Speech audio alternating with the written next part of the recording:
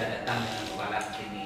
Jadi pada menyikapi dengan adanya aturan-aturan paskibraka tidak memakai hijab pada saat upacara atau latihan, Pak. Ini sebagai tokoh adat gimana nih, Pak, nilainya, Pak? Ya, kita kan ibaratnya nanam pohon ini. Kita susah-susah memupuknya, menyiramnya setiap hari. Kok hari ini enak aja diruntuhkan, dicabut akar-akarnya itu. Kita berharap ini ke depan tumbuh subur.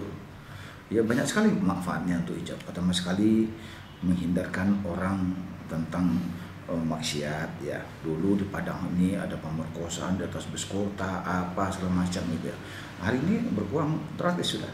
Yang kedua, dari berhijab itu kan tidak semua ayah mampu beli anting-anting emas untuk anaknya. Tidak semua ibu mampu belikan kalung emas. Ketika mereka berhijab, tidak ada lagi anak gadis yang rendah diri karena tidak punya anting-anting, tidak punya kalung emas. Yang ketiga, Sumatera Barat dan mana saja kan rata-rata daerah dingin. Ketika mereka berhijab, ya mengurangi rasa dingin tadi, telinganya tertutup, lengan panjang, kaki, ya.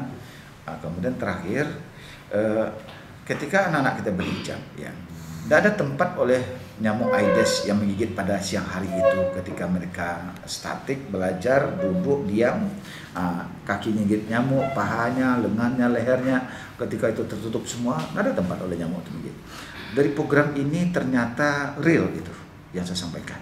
Apalagi di Minangkabau ini, Sumatera Barat yang adat bersindikan sarak bersindikan kitabullah. Sarak mengatur, adat memakai. Jadi adat kita ya, agama kita itu, Islam itu, adat kita. Cara bicara, cara tata krama, makan, mandi, apa, kehidupan sehari, ya agama itu, termasuk berpakaian. Dari itu ketika anak-anak kita muncul di tingkat nasional, kemudian disuruh lepas hijab, apa urgensinya apa? Apa yang terganggu apa? Apa itu pakaian terlarang apa? Apakah itu suatu hal yang mengurangi nilai-nilai kesakralan tentang upacara apa?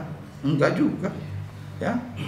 Dari itu saya sebagai ketua Alkam sangat tidak setuju ketika anak-anak kita buka hijab di mana saja, ya. Panggung nasional kah, yang di panggung daerah kah, internasional kah? Pertahankan. Itu penyanyi kita siapa yang buta itu tuh. Justru cantik saya lihat dia berjilbab itu, ya. Nggak kelihatan matanya juling dan sebagainya. Dari itu marilah kita hajarkan kepada anak-anak kita bagaimana dia mau dan terus-menerus sampai tua berhijab, ya, menutup auratnya. Karena inilah adat Minangkabau. Pak, menurut BPIP, Pak, ini karena demi ideologi atau keberagaman, Pak. Ini penilaiannya seperti apa ini, Pak? Dan apa menurut pendapat Bapak sendiri, Pak? Saya lihat ini BPIP, ya saya juga jangan cederain ketika ibu kota diresmikan, bukan mungkin orang ke tangan, mungkin orang menjadi melemah. Dan apa yang terganggu, makanya dia mengatakan keseragaman. Keseragaman apa? Tidak bisa diseragamkan. Agama kita bisa diseragamkan kah? Gak bisa. Adat kita bisa diseragamkan? Tidak bisa. Bahasa kita bisa diseragamkan? Ya itu bisa nasional aja, ya. Dari itu justru bahwa kearifan lokal itu adalah sebuah kekayaan, bukan sebuah kekurangan, sebuah kebanggaan, ya. Banyak bahasa, banyak budaya, banyak agama, banyak pulau, banyak tata krama di masing-masing masyarakat kita. Semuanya itu adalah kekayaan Indonesia. Jadi kalau BPIP mengatakan keseragaman, ya apa urgensinya? Kalau menseragamkan Pancasila, saya setuju itu. Kalau menseragamkan tentang ideologi, saya setuju saya. Kalau seragamkan agama, tidak bisa dong. Orang pegang agama masing-masing, ya. Tidak boleh juga saling memaksakan agama dan sebagainya. Dan tidak di situ urgensinya. Upacara ini sakralnya bukan dari pakaian, ya, tapi sakralnya dari keseragaman, dari pelaksanaan, dan sakralan, ya. Jadi tidak merupakan suatu hal yang fundament dalam membuka hijab tersebut. Saya juga nanti-nantinya akan melayangkan surat juga kepada BPIP bahwa dasar Pancasila itu justru justru mengakomodir keseragaman dan keperbedaan itu. Satu rambutnya keriting, rambutnya lurus, ya gimana mau nyaragamkannya? Juga dari sananya, ya.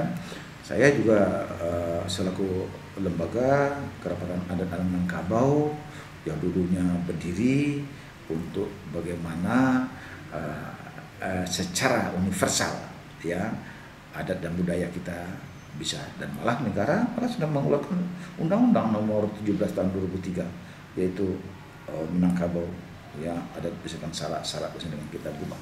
Pak, jika dipaksakan harus membuka hijab, bagaimana Pak? Andaikan ini dipaksakan pada tanggal 17 itu, saya menghimbau kepada Pak Gubernur dan untuk menarik pada anak-anak kita yang putri-putri kita di sana. Kami di kampung ini, di Sumatera Barat ini tidak bangga kita melihat mereka membuka hijabnya. Sebesar aja apa saja prestasinya. Saya menghimbau juga kepada orang tuanya, termasuk kepada kepala sekolah dan gurunya, agar mempertahankan hijabnya. Karena ini adalah harga diri dan identitas Minangkabau. Anak-anak ini berhijab sejak SD atau gimana ya Pak? Anak-anak ini iya dari TK malah. Anak-anak ini dari TK. Jadi sudah lebih 12 tahun dia berhijab. Masa sudah lepas, ya.